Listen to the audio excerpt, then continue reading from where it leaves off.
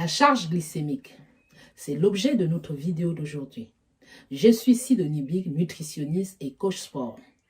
La charge glycémique est un outil important qui permet de déterminer la quantité et la qualité de sucre contenu dans un aliment.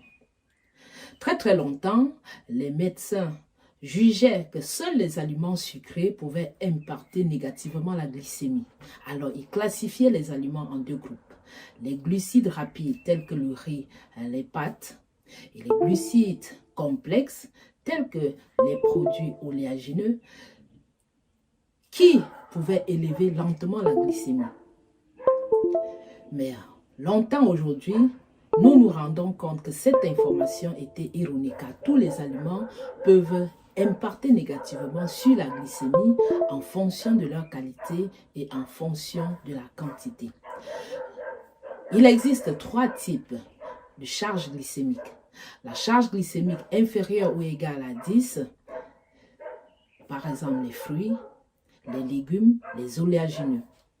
La charge glycémique entre 11 et 19, qui est la charge glycémique moyenne, comme par exemple les oléagineux aussi, comme certains fruits, comme des pâtes aussi, le pain blanc, le pain complet, et la charge glycémique élevée supérieure ou égale à 20, comme le sucre, le miel, comme le riz, comme les pâtes.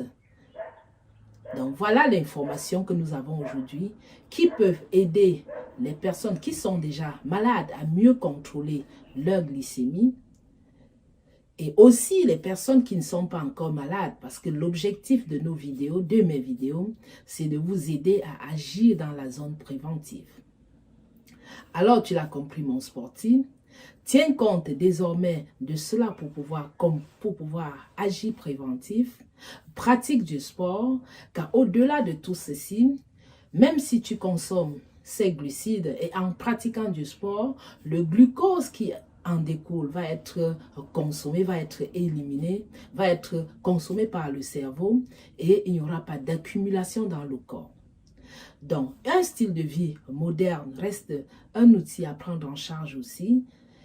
Et en plus, les choix nutritionnels, sans oublier la consommation de l'eau en fonction 30 ml en fonction du poids. 30 ml d'eau par kilogramme du poids corporel. Alors, tu l'as compris mon sportif.